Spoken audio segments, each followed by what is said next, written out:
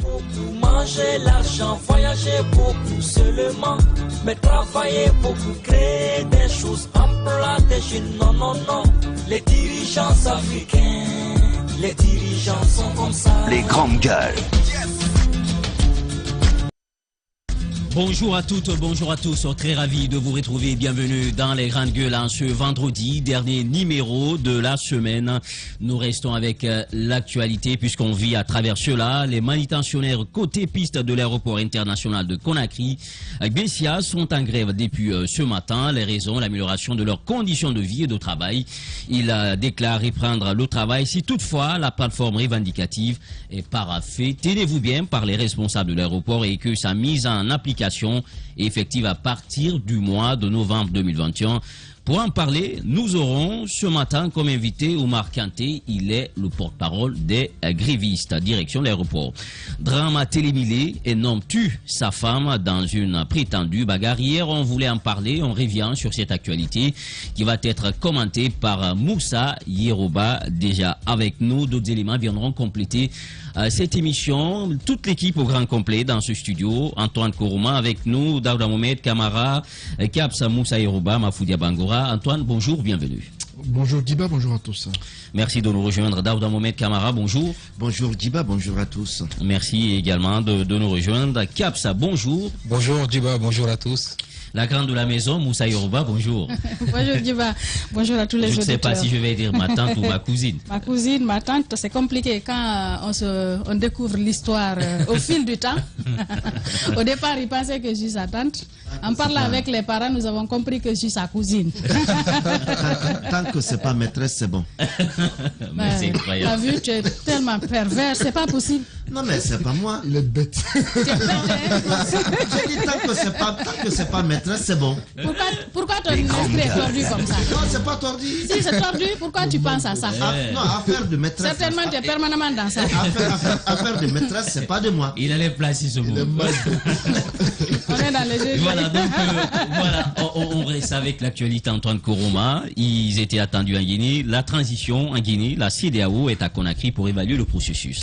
Oui, on a vu hier l'arrivée de Jean-Claude Kassibrou à Conakry. Et il a été accueilli par le ministre des Affaires étrangères.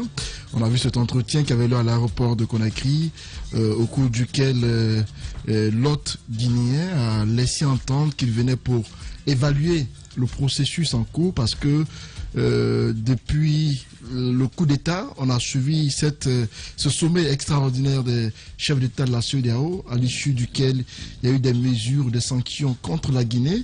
Et parmi ces mesures qui étaient envisagées, il était indiqué que les militaires qui avaient pris le pouvoir avaient vu leur compte gelé. Il y avait également une injonction pour que la transition dure 6 mois. Et donc, la libération du président Alpha Condé. Du président Alpha Condé. Il avait aussi été demandé de nommer un premier ministre issu civil, issu technocrate, issu de la diaspora. C'est ce qui a été fait. Et donc, dans les propos hier de Kassibrou, on a clairement entendu dire qu'il y avait les recommandations telles que édictées étaient en train d'être respectées. Il y avait la mise en place du gouvernement de façon progressive et les personnes nommées, pour la plupart, sont des gens qui sont inconnus du grand public et beaucoup parmi eux proviennent d'institutions internationales. Et donc, j'ai semblé voir dans les propos de Kassibrou qu'il y avait une sorte de satisfaction dans la façon dont les choses étaient en train de se dérouler. Et on a l'impression que les échanges qui vont commencer aujourd'hui et qui prennent fin demain vont aboutir à la levée progressive des sanctions ou de quelques sanctions prises contre la Guinée. Il faut rappeler quand même c'est des sanctions à minima, suspension, en fait c'est le processus, suspension des instances de la CEDEAO. Mais la question, peut-être le point d'achoppement, c'est sur la libération d'Alpha, mais aussi la durée de la transition. Et c'est vrai que jusque-là, on n'a pas une idée de combien de temps va durer la transition, parce que vous voyez comment se fait la composition du gouvernement, ça se fait au compte-gouttes.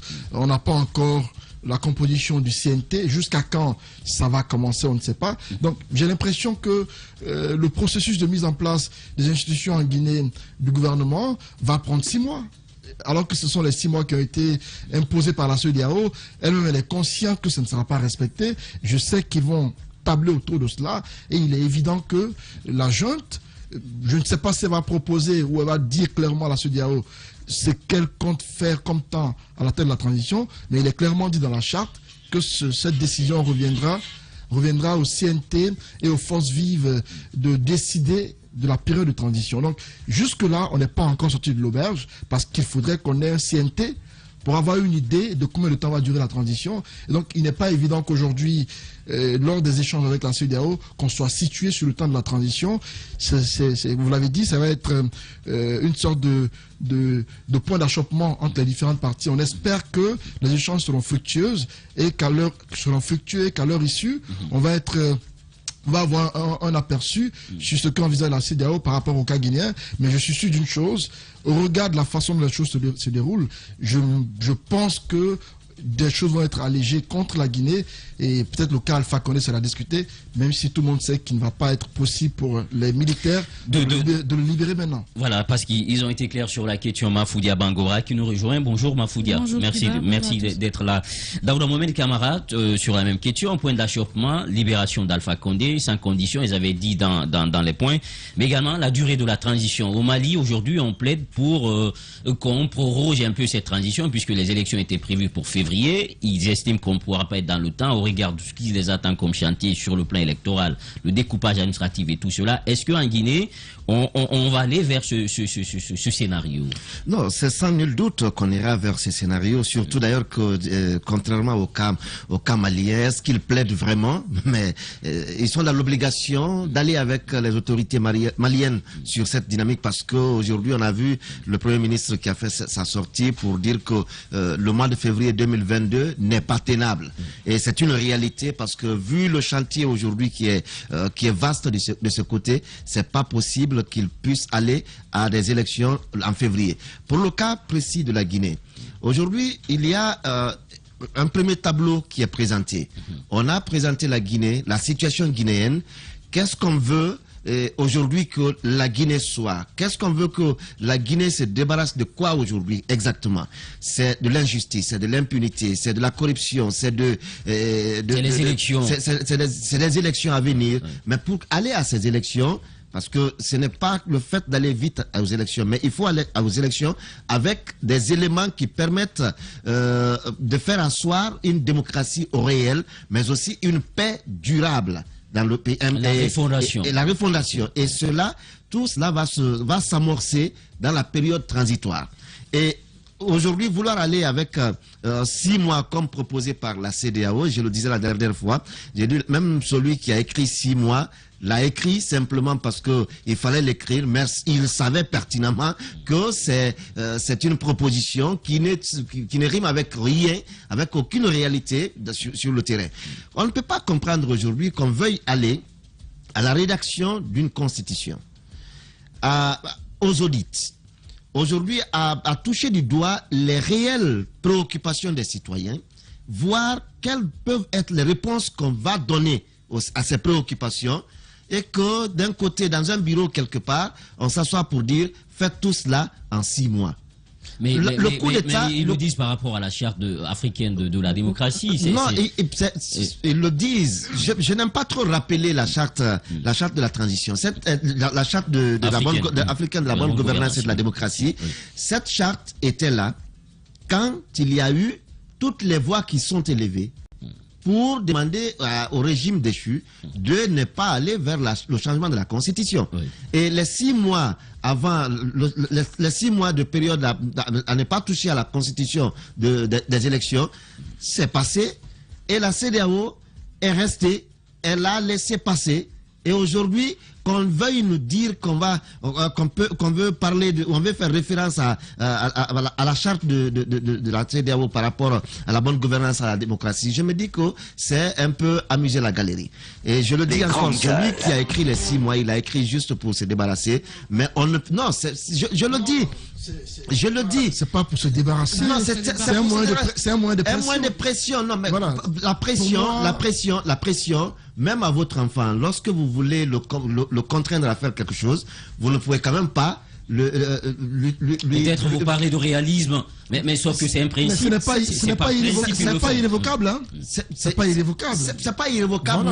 Alors, il fallait aller avec des éléments tangibles, avec des éléments qui disent que quand on vous donne 6 mois, voilà ce que vous devez faire, voilà ce que vous devez faire, voilà les éléments réels, quoi. Mais on est allé comme ça, on dit 6 mois. Je crois que ça a amené à douter davantage même de la crédibilité de la CEDEAO. Non, Daouda, ça allait trop loin.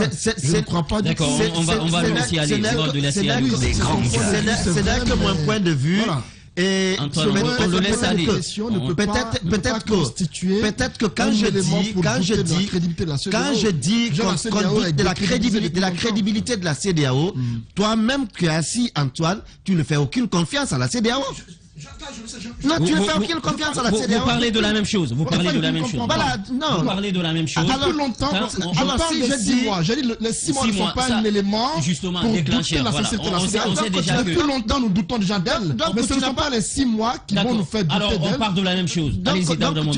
Donc, si nous parlons de la même chose, tu n'avais pas à me couper la parole. Il n'a même plus à l'antenne. Alors, tu n'avais pas à me couper la parole. Donc, je dis, la CEDEAO, aujourd'hui, c'est vrai qu'elle veuille être présente en Guinée ou ailleurs, mais il faut désormais, que ce soit en Guinée ou ailleurs, je pense qu'il faut, avant de fixer un deadline, il faut aller avec des éléments tangibles, des éléments réalistes et réalisables. Aujourd'hui, le chantier, il est énorme en Guinée. On ne peut pas dire... Le coup d'État, il est consommé. Oui. Il est consommé. Le coup d'État, il est consommé, et vouloir aujourd'hui précipiter les choses, je crois que ce qu'on veut nous éviter... C'est vrai que cette CEDEAO aujourd'hui n'est plus crédible, ça on est d'accord, et ce qu'Antoine essaie de préciser, c'est important, c'est que la crédibilité, même on ne la juge plus en fonction de leur décision de proposer au CNRD de faire 6 mois au lieu d'autres... C'est antérieur à cela, en fait. La CEDEAO est restée de marbre face à tout ce qui s'est passé dans nos pays. Quand le président est là, Daouda, effectivement, quand le président de la Guinée a voulu changer la constitution, on n'a pas entendu la CEDEAO. Non, on a entendu la CEDEAO, mais finalement c'est une CEDEAO qui s'est ralliée au président. De façon caressante même. Voilà, très caressante, qui est venue, qui a même à un moment donné participé à ces élections, qui a contribué à crédibiliser le processus. Donc, globalement sur le continent, il y avait même eu cette initiative de l'ancien président nigérien Goodluck Jonathan par rapport à cette histoire de 3e mandat, parce que ça devenait de trop. Et effectivement, sa logique était très claire. Au lieu, il était important de partir avec cette commission des chefs d'État, puisqu'ils étaient là, c'était à eux de parler entre eux, d'avoir les bonnes démarches. Parce que c'est pourquoi à un moment donné, j'en arrive même à ne avoir tantôt mal, mais en même temps avoir tantôt pitié de cette institution. Parce que lorsque on ne peut pas être de bon exemple, lorsque l'entité même qui est censée donner des directives, les personnes qui sont au sein de cette entité sont ceux-là qui se rendent coupables de forfaiture. Et ça, c'est très compliqué. Je pense que si on veut éviter aujourd'hui que les présidents changent de constitution dans leur pays, il va falloir travailler sur la mentalité des chefs d'État, et ils sont mieux placés entre eux là-bas pour se dire la vérité. Ça, travailler sur les instances, parce que les chefs d'État, c'est eux qui se retrouvent entre eux, travailler sur les instances, mais également la CEDEAO des peuples. Ça va plus faciliter aujourd'hui que la société civile puisse prendre le pouvoir et mettre la pression sur tout ceci. Qui que ça vienne, en fait, ce que je veux dire,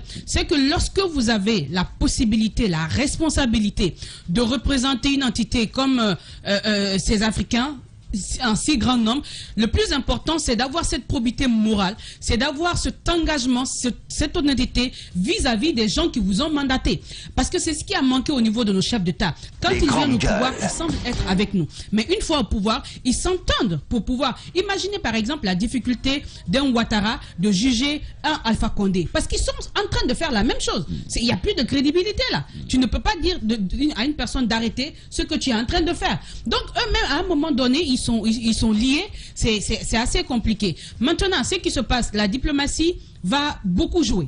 C'est pourquoi à un moment donné, beaucoup demandaient aussi la mise en place de cette équipe de gouvernement, parce que la CEDEAO, même si au début on condamne, et lorsque la CEDEAO propose 6 mois, moi je pense que on peut comprendre. Parce que lorsque la CEDEAO propose des 6 mois, c'est en ne sachant pas d'abord qu'est-ce que la Guinée veut faire de sa transition. C'est à la Guinée... C'est pas principe. Voilà, c'est à la Guinée de dire, nous, pendant cette transition, ce que nous voulons, c'est d'organiser les élections, c'est de faire des audits, c'est de nettoyer le fichier électoral. Et en tenant compte de tous ces éléments qu'on aura décidé de faire pendant cette transition, qu'on détermine le timing. Parce qu'au moment où la CEDEAO disait on vous donne les 6 mois, il n'y avait pas grand-chose. Mais aujourd'hui, il y a quelque chose sur papier, on sait un peu plus ce qu'on veut faire de cette transition. Et il n'y a pas que le CNRD, il y a des Guinéens qui proposent à ce qu'on prenne le temps pour mettre les fondements. Maintenant, en partant de ceci, parce que la CEDEAO aussi, écoute, on sait ce qui se passe, on pourra s'entendre, je pense que et la CEDEAO et les nouvelles autorités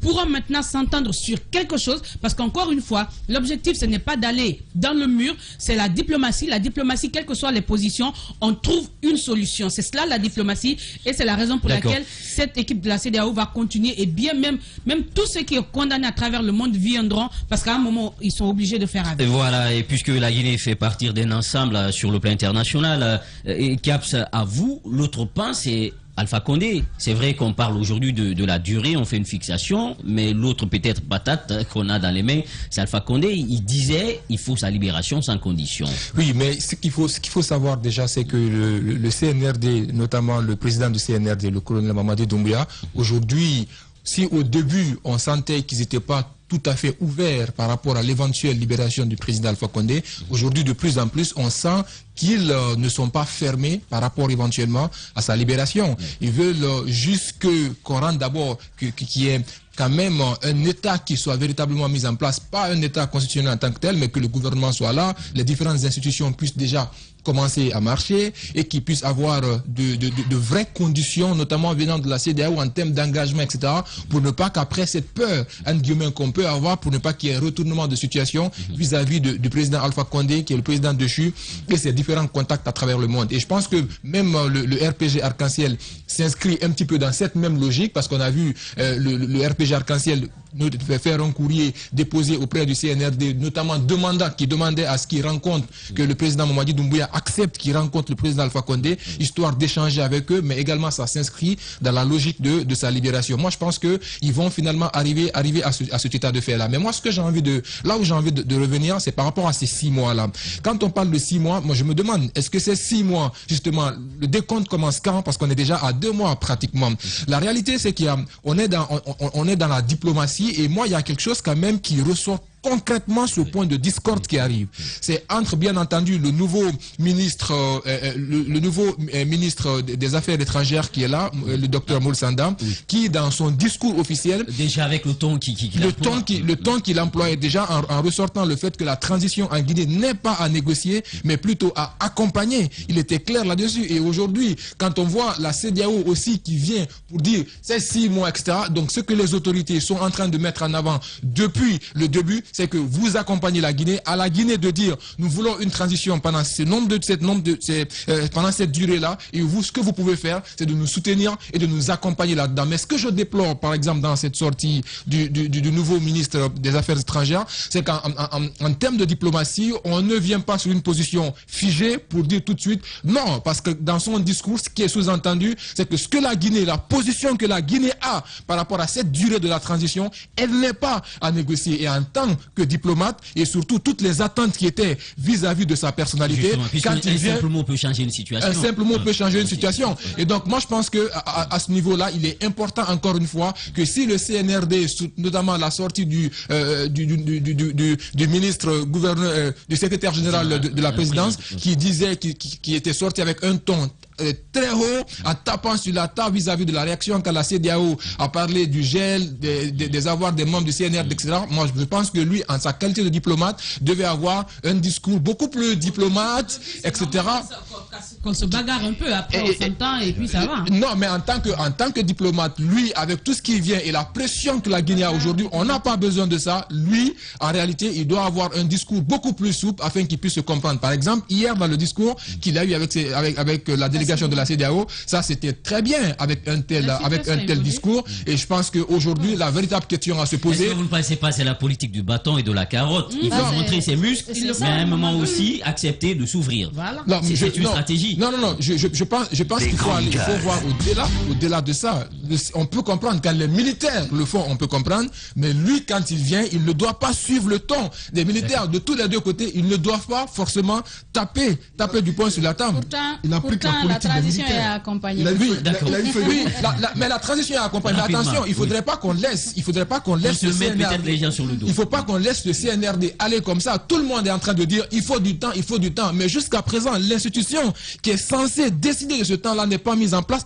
On est en train d'avancer quand même. C'est vrai qu'il faut prendre du temps, mais il y a une certaine lenteur quand même dans la façon dont les choses sont en train d'évoluer. Et aujourd'hui, il ne faudrait pas qu'on se retrouve en janvier pour commencer à mettre en place le CNT. D'accord. Et Moussa Yoruba, sur la même question, lenteur, diplomatie, discours martial. Diplomatie. Je pense que Dr Maurice Sandan, il connaît l'enjeu. Il sait à quoi il doit s'attendre en venant à la tête de ce département.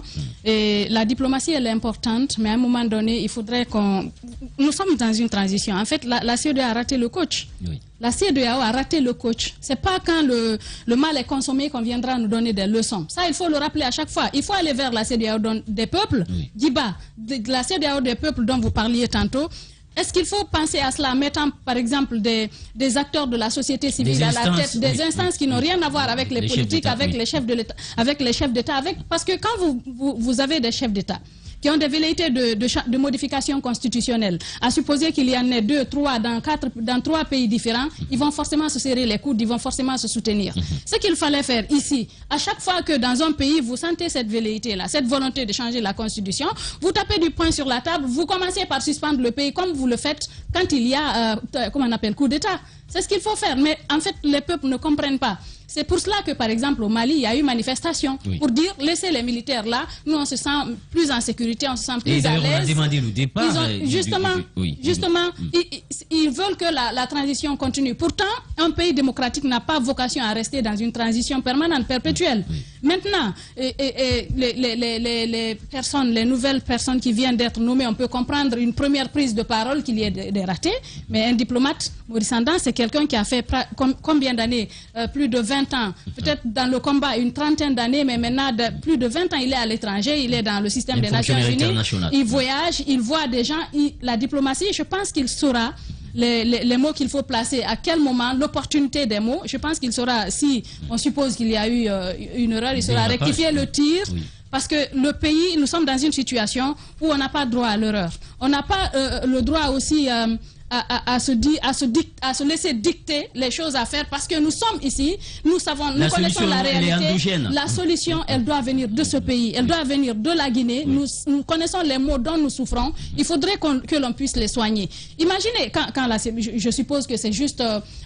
il faut comprendre aussi la CEDEAO, oui, parce qu'ils doivent quand même jouer leur rôle quand il se passe une telle situation, même s'ils ont failli au départ, dire 6 mois. Eux-mêmes, ils savent pertinemment qu'en 6 mois, c'est impossible de faire tout ce que nous avons à faire ici, par exemple, le tâche du fichier, le recensement, organiser quand même toutes les élections de la base au sommet, c'est-à-dire les élections locales à l'après. Oui. La question sur... Il y a tellement de choses à faire qu'ils savent qu'en 6 mois, ce n'est pas possible. Mais je pense que tout cela, c'est diplomatique, une façon de dire, quel que soit ce que vous allez faire, sachez que vous êtes dans une transition et que vous devez en sortir. En tout cas, cela va dans l'intérêt de la Guinée. Mais il faut que nous réfléchissions. Maintenant, en réfléchissant, ce qu'il faut éviter, c'est de tomber dans les craintes des gens qui sont en train de nous dicter des choses. Parce que ce que les gens craignent, c'est que, comme vous l'avez dit, la première transition en Guinée, elle a duré 9 ans. Oui. C'est la crainte. Oui. C'est la crainte parce que ce pays-là est gangréné par un système qui est là, des gens qui ont la boulimie du pouvoir, qui veulent, en fait, qui ne pensent qu'à leur personne, qui ne pensent jamais à ce qui pourrait aider ce pays à aller de l'avant. D'autres pays ont réussi à le faire en Afrique. Quand nous prenons on a tellement cité Jerry Rawlings. Moi, je me dis que le colonel Doumbouya, avec tout ce qu'il a fait depuis le départ jusqu'à maintenant, il est jeune. Il ne peut pas se permettre c'est souvent arrivé. Oui. On ne le souhaite pas. Justement. Pourquoi on n'aurait pas un autre Rawlings en Guinée? Je pense que c'est possible. En tout cas, depuis le début, pour l'instant, il est sur la bonne lancée. Il est sur la bonne voie. Oui. Je pense que ce serait dommage qu'on puisse gâcher cela et qu'il puisse ternir cette belle image. Déjà qu'il incarne ici, il a intérêt à suivre la bonne voie. Ça va être très difficile parce qu'à l'interne, il y aura des gens qui le combattront, qui sont aujourd'hui aux manettes, qui ne veulent pas partir, qui ne veulent pas quitter, qui vont dire les autres ont fait tel nombre d'années. Parce qu'il a donné un gros coup de balai quand même. Justement. Oui, c'est des décisions très fortes. Et ce coup de balai, ces gens qui sont partis ne vont pas croiser les bras. On fera tout pour mettre les bâtons dans les roues parce que nous connaissons la méchanceté du Guinéen. Il se dira que moi, puisque je ne suis pas là-bas, ça ne marchera pas. Pourtant, il faut que ça marche. Il faudrait que tout le monde veille au grain, que le peuple de Guinée accompagne, mais que ces soldats qui sont là, qui sachent que il faut que ça marche parce qu'il y a eu trop de ratés, trop de retard depuis l'indépendance. On n'a pas droit à l'erreur avec cette transition. Et on sait les accords de Ouagadougou, c'est l'échec de ces accords aussi qui nous a mis dans cette situation avec les élections qui devaient avoir lieu à temps, la mise en place des institutions, mais cela n'a pas été fait. Mahfoud, il y a juste quelques mots. Moussa Iroba disait... le colonel, il jouit quand même d'une légitimité charismatique. On le voit aujourd'hui comme un sauveur. Il devrait continuer à garder ce manteau parce que beaucoup, quand même, aujourd'hui se disent mais il donne un coup de pied. Après, il faut une réponse. Oui, c'est vrai que c'est le souhait parce qu'on ne peut pas miser à 100% sur une personne et s'attendre à ce qu'il fasse exactement ce que vous pensiez. Donc il y a cette crainte un peu qui nous hante. On se dit, est-ce qu'à un moment donné il va changer sa veste, il va vouloir faire autre que ce qu'il a dit. Donc au moment où on se demande, on essaie de garder espoir, on essaie de miser sur sa volonté. Je me rappelle encore ce premier discours qu'il a tenu. Je me rappelle quand je suivais, il avait utilisé les mots juste, c'était pas un long discours, c'était un discours très simple, mais très profond, parce qu'il est parti sur des questions qui concernaient les Guinéens, les vrais problèmes que les Guinéens connaissaient. Donc, nous souhaitons que vraiment, cette fois sera la bonne. Parce qu'effectivement, comme Yoro le disait, on a eu des occasions de changer. Parce qu'un pays qui se développe, ce n'est pas comme ça, c'est un process. Et pour ce process, il faut qu'il y ait des bases. Pour cette base, il faut qu'il y ait des leaders qui se sacrifient, qui nous donnent quelque chose, qui nous mettent sur un chemin où tout le monde est obligé de s'aligner. Et c'est ce qu'on a raté depuis des années. Nous espérons que cette fois sera la bonne. Ce que je veux rajouter à cela, c'est par rapport à cet autre point qui sera forcément abordé avec l'arrivée de la CEDEAO, la libération du président de la République. Et vous savez que depuis le début, il y a quand même des voix qui s'élèvent. On a entendu par exemple le chef de file de l'opposition, l'ancien chef de file de l'opposition, Mamadi Silla, qui a dit que ce serait une erreur de le libérer. Et pourquoi il le dit? Il dit il est allé plus loin en pensant que si on le libère... Il a des moyens, il a de l'argent. Il a des moyens de déstabiliser. Mais en tout cas, la question à ce niveau, quand on dit cela, c'est quel intérêt aurait un président de la République qui, même s'il n'a pas réussi, mais dit quand même aimer son pays, quel intérêt il aurait à détruire une chance pour ce pays de s'en sortir?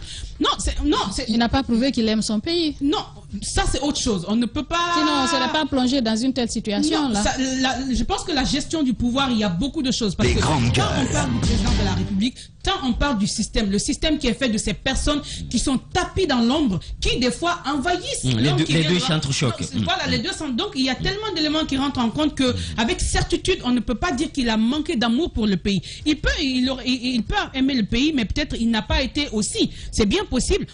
C'est comme quand on vous met à un poste, vous voudrez bien le faire, mais vous n'avez pas les compétences pour le faire. Ça aussi, c'est une réalité. Mais ce que je veux dire par là, c'est que le président, il a eu 10 ans. Il est venu sur des promesses. En 10 ans, il n'a pas pu faire ce qu'il s'est engagé à faire.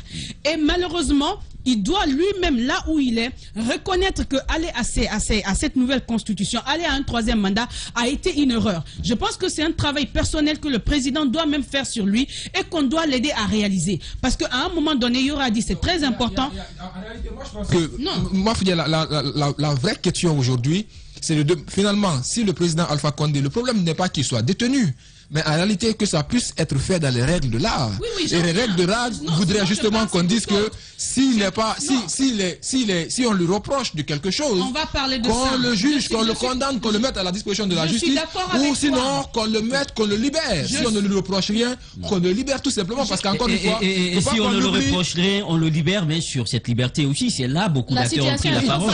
Voilà, ils disent oui, il faut le libérer, mais le maintenir en Guinée. C'est de cela que je parle. Aujourd'hui, on a une équipe qui a quitté le pouvoir. pouvoir. Il faudrait que les gens, à commencer par le président de la République, les ministres, les cadres, tous ceux qui ont appartenu à l'administration, s'entendent sur une chose. C'est vrai, nous ne sommes pas au pouvoir aujourd'hui, mais nous connaissons la situation catastrophique du pays. On n'est pas au pouvoir, mais on est censé aider ceux qui sont en train d'incarner un espoir. Je pense que si on s'entend sur cela, ça peut bouger. Mais si on reste dans une toute autre logique, c'est compliqué. Et effectivement, sur le respect de la loi, je suis d'accord avec toi, mais encore que là, il ne s'agira même pas que du président de la République. Aujourd'hui, on constate que le président Doumbouya, c'est comme une patate chaude pour lui, le jugement ou la reconnaissance des cas de corruption et autres. On ne sait pas. Mais parce que derrière ces hommes aussi, il y a une bonne partie de la population. On apprend déjà aussi qu'il y a une c'est très sensible. Alors, Daouda Mohamed, sur la question, parce que c'est une question de justice transitionnelle, est-ce qu'il faut amener les gens à présenter des excuses ou qu'il y ait un procès, des sanctions pénales, ou tout simplement dédommager ceux qui ont été touchés? Présenter les excuses sur quelle base? Vous savez, aujourd'hui, on peut reprocher à Alpha Condé beaucoup de choses, mais il faut quand même reconnaître par moment ou par endroit qu'il a eu à faire beaucoup de choses également, de positives. Justement, tout n'est pas noir. Tout n'est pas noir avec Alpha Condé. Il a fait des efforts, il a fait des promesses. Certes, il n'a pas pu atteindre tous les objectifs, mais quand même, il a fait beaucoup de choses. Et sur quelle base aujourd'hui on peut lui demander on peut l'inviter à demander pardon aux Guinéens? Ou les autres ministres qui sont là. Je crois qu'il faut aller, si aujourd'hui on veut aller comme l'a dit Caps tout à l'heure, dans les règles de l'art, si on veut aller sur la base dans les règles de l'art, il faut instruire le dossier. Il faut instruire le dossier. Il faut aller aujourd'hui dans une dynamique d'audit. D'accord. Parce que c'est fondamental. Qu'est-ce qui a amené les Guinéens à saluer, à applaudir des deux mains l'arrivée de ce coup d'État? C'est parce que par moment, les Guinéens, une bonne partie des Guinéens s'étaient retrouvés là sans emploi, sans économie, sans richesse, rien. Alors qu'il y a des petits groupes, qui étaient là, qui se sont enrichis, mais de façon arrogante. Et aujourd'hui, je crois que, au lieu de continuer à tourner autour du pot, il faut ouvrir les audits. Qu'est-ce que chacun a fait, a géré à un moment donné, et qu'est-ce qu'il n'a pas pu faire, qu'est-ce qu'il n'a pas fait avec ce qu'on lui a donné. Ça va nous permettre qu'on puisse faire une reddition des comptes. C'est tout ce qui peut aujourd'hui amener des gens soit en prison ou les libérer. Soit libérés. Antoine Kourouma, juste quelques secondes. Rapidement, juste dire que Alpha Condé, si monsieur le libérait et qu'on lui disait prends le pouvoir, il ne le ferait pas. Parce qu'il a il sait désormais qui est le Guinéen. On a tous vu le comportement des uns et des autres, même des propos de personnes qui étaient proches de lui. Hier lui faisaient croire qu'il était Dieu sur terre, qui aujourd'hui, dans les faits, semble l'incriminer tout seul. On a l'impression qu'Alpha Condé beaucoup ont défilé dans ce studio était seul à décider. Moi, j'ai entendu certains dire, après qu'Alpha Condé soit mis aux arrêts, à l'époque, je n'étais pas libre de mes mouvements, je n'étais pas libre de faire ce que je voulais, c'est lui qui nous imposait des choses. Mais ils n'ont pas osé à l'époque prendre la parole pour dénoncer cela. Il a fallu qu'Alpha Condé quitte le pouvoir pour qu'ils aient le courage de s'exprimer. On a vu au Soudan le coup d'État soudanais. La population est sortie pour exiger la libération du Premier ministre. Ça a été fait. On l'a amené à sa résidence où il est surveillé. Pour le cas Alpha Condé, mais ça a été une surprise qu'aucun Guinéen, ou même dans sa... Des grandes gueules. C'est pas différent. Non, c'est pas différent. C'est pas différent. Pour le cas du Soudan, le peuple est sorti. La population en majorité est sortie exiger la libération du Premier ministre. En Guinée, ce n'a pas été le cas. Si ça avait été le cas, la CEDEAO aurait revu sa copie pour dire oui, il bénéficie quand même d'un soutien. Dès le départ, la communauté internationale a vu que la population guinéenne, ou même les militaires d'Alpha Condé ne sont pas sortis pour dire qu'ils sont contre le coup d'État. Tout le monde, dans une grande majorité, a adhéré au coup d'État. Donc, ça a un peu désarmé la CEDEAO et les autres institutions qui ont compris... À votre avis, Alpha, partir ou rester dans le pays? Non. La grosse question que je me pose, c'est même si on le libère, où on va l'envoyer? Voyez, Alpha Condé... Il a sa maison équipée. Il est chez lui en Guinée. La maison de Kipé n'est pas une maison sécurisée. Malheureusement. Moi, ce que on peut créer les conditions, Antoine. Ce que j'ai pas compris d'Alpha Condé... Peut-être il va bénéficier des statuts d'ancien chef d'État. Avec tout le budget qu'il faut, les gardes et tout. Voici l'une des choses qui m'ont surpris chez Alpha Condé. Voici un président qui vient dans un pays. Vous ne pouvez pas indexer un de ses biens importants dans le pays. Moi, je me suis promené à Conakry, qui n'est pas une si grande capitale, mais on ne peut pas indiquer un endroit pour dire voici le grand château ou encore la belle maison. Non, mais s'il faisait ça, il a sa maison de Kipé. Il a sa maison de Kipé. Peut-être ne pas dire une grande maison, mais voici sa famille, voici là où. Il aurait construit un château, tu aurais dit qu'il a volé l'argent. Pas du tout. Il avait les moyens pour ça. D'accord, on va avancer. Allez-y voir à Barreau. On y a construit, mais un palace pour lui. On a construit une grosse maison pour Alpha Condé. Personne ne peut être contre cela. Il a été chef d'État. À Conakry, on aurait pu voir cela aussi. On aurait pu voir une grosse résidence d'Alpha Condé à Conakry. Allez voir à Mafanko. Mafanko, la villa. Il ne peut pas construire la partout. S'il vous plaît. La maison de la famille à Mafanko. Il n'y a eu que des modifications. Attendez. À mon avis, Alpha aurait pu tout de même faire de cette maison une belle maison. Il l'a pas fait. À Kipé, la maison, elle est entre beaucoup d'autres bâtiments. Quand on envoie un chef d'État dans cet environnement-là, je ne crois pas qu'ils soient en sécurité. Donc, à mon avis, je ne dis pas qu'il n'a pas de bien à Conakry, mais un bien qu'on peut indexer.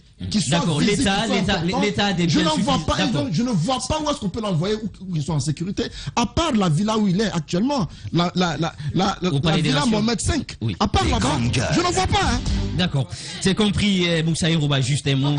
On peut le laisser là-bas le temps de créer les conditions pour qu'il soit... Et puisque l'État a des biens, l'État a la possibilité de le faire. Moi, ce que j'ai salué dans ce coup d'État, c'est le fait qu'on ait pu... le président ait pu sortir sain et sauf de la situation. Les gens ne sont pas de mauvaise foi. Ils ne voulaient pas juste faire un coup d'État pour le faire. Parce que d'autres l'auraient... Qui sait, dans d'autres pays, il y a eu meurtre. On a tué le président. Mais là, le président est dans de bonnes mains. Et il voit ses médecins. Et tout le monde le sait. Antoine, tu le sais parce que à un moment donné, tu as vu le président avec son médecin quelque part. On l'a vu même. Donc, je pense que... Pourquoi veut-on Non, je sais. C'est ce que je veux dire. Ce que je veux dire, pourquoi nos présidents ne resteraient pas dans nos pays? Par exemple, qu'on crée les conditions pour qu'ils puissent rester là. Pour un début, c'est possible. Et pour des mesures de sécurité, les gens l'ont dit. Le président doit rester en Guinée, qu'on crée les conditions, qu'on ne le stigmatise pas ou qu'on crée des conditions d'insécurité, mais mettez tout ce qu'il faut pour qu'il soit là, qu'il puisse voir ses médecins, qu'il puisse jouir de cette liberté, en tout cas avec toutes les mesures de sécurité possibles. Et quand la justice aura besoin de lui, si possible, qu'il puisse répondre. Pourquoi pas? Antoine Kourma, on continue toujours avec vous. Cette fois-ci, toujours les militaires justice, 10 militaires des forces spéciales mis aux arrêts. On va toucher un mot par rapport aussi au cas Ousmane Diallo, alias Niévé, qui est très connu sur la toile avec cette condamnation à 2 ans de prison ferme pour injure. Et il faut rappeler une sanction aussi pécuniaire, 5 000 de francs symboliques, qui devrait payer à la plaignante pour dommages et intérêts, sans oublier qu'il est interdit de communiquer pendant 5 années sur les réseaux sociaux. Mais on revient sur ces 10 militaires des forces spéciales mis aux arrêts pour vol. Oui, je commence par les militaires. Oui. C'est un signal fort. C'est un signal fort. Et on constate depuis le départ que Doumbouya balaie devant sa maison. Parce que pour pouvoir corriger les autres, il faudrait que tu t'affliges cela. Il est en train de se l'infliger et cela se constate. Même des forces spéciales, ces hommes. Il a commencé par amener à la retraite beaucoup de militaires, de gendarmes, de douaniers, pas de policiers pour l'instant. Donc, on constate qu'au niveau des forces spéciales, il y a eu quelques remontrances à leur niveau par rapport à des comportements qu'ils avaient. Mais hier, on a vu Bala Samoura, le haut commandant de la gendarmerie, faire une sortie pour indiquer ce qui était reproché à ces militaires-là. Le jour de l'arrestation d'Alpha Condé, le jour du coup d'État à Sékou Touré, il semble que des militaires, des forces spéciales, aient détruit des coffres, aient défoncé des coffres forts pour prendre de l'argent. Quelques-uns parmi eux, au pont 8 novembre, se seraient attaqués à une dame à qui ils ont pris 200 et quelques millions de francs guinéens. 246 millions de francs guinéens. Donc tout cela, à mon avis, ne sont pas des comportements qui doivent provenir de forces de l'ordre ou de forces armées. Donc lorsque des comportements comme ça sont condamnés, sont sanctionnés, on ne peut que saluer cela. C'est un message fort. Justement, certains pourraient se dire, est-ce que Doumbouya peut oser sanctionner des gens de sa propre corporation, surtout son unité qui sont les forces spéciales. S'il a osé le faire, ça veut dire que personne n'est épargné. Nul n'est épargné. Si au sein de l'armée, il n'a pas épargner ses propres hommes, ni les autres des autres unités, ce ne sont pas les citoyens qui vont être épargnés, ni même les cadres civils qui ont géré ce pays. Et donc, pour moi, c'est un signal fort pour lequel chacun de nous doit se féliciter. Pour le cas Niéloï, hier, c'est salutaire, le verdict d'hier. Même si quelque part, il faut dire clairement que c'est un peu fort, le verdict, les 2 ans. Pourquoi? J'espère juste que ça ne s'arrêtera pas à Niéloï. Si c'est le cas, on va crier au règlement de compte. En quoi c'est fort d'abord? En quoi c'est fort d'abord? Attends. Il a été jugé sur la base de quelle loi? Depuis quand dans ce pays on a condamné quelqu'un pour injure? Ce n'est pas C'est le premier cas. C'est le premier cas. Ce n'est pas que pour injure. Il y a eu des menaces de mort. Des menaces de mort. Voilà. Bon, pour le cas de l'injure publique, c'est ce qui a été beaucoup plus mis en avant. Les menaces de mort aussi. Et il faut aussi se demander, c'est sur la base de quelle loi? Justement. Voilà, parce que voilà. Et si on part sur ça, c'est 5 ans. Maximum 2 ans minimum. Et je pense qu'ils sont dans la J'espère juste que Niéloï ne sera pas le seul. S'il est le seul, je vais dire qu'il y a du 2 poids 2 mesures. Il y a des insulteurs publics qui sont dans la nature, qui sont connus. À mon avis, si avec Niéloï, on a repris le procès, parce que rappelez-vous, autant Alpha Condé, il a été condamné à 5 ans de prison. Lorsqu'on l'a condamné, il a démontré à tous les Guinéens qu'il était protégé. Il a fait des vidéos où il a continué à parler, où il s'est affiché avec des autorités, des ministres et autres qui le protégeaient. On a même vu des photos avec des personnalités de ce pays qui étaient au courant de la condamnation de la justice, mais qui ont accepté de poser avec lui sur des photos, comme pour dire il a bien fait d'agir comme il a fait, on le protège. Doumbia vient au pouvoir, il a voulu quitter le pays. Je crois que c'est Mohamed Mara qui a alerté la justice. Le procureur est allé l'arrêter à l'aéroport de Conakry. Et lorsqu'on l'a arrêté, on a... Des grandes gueules. Niéloï mis aux arrêts. Et la suite, on la connaît. Mais ce que je déplore aussi, c'est le comportement de sa sœur, Fatou Niéloï. Je crois que si le signal est donné pour le cas Ousmane Niéloï qui a été condamné, il faudrait que ceux qui utilisent la toile ou Facebook fassent attention.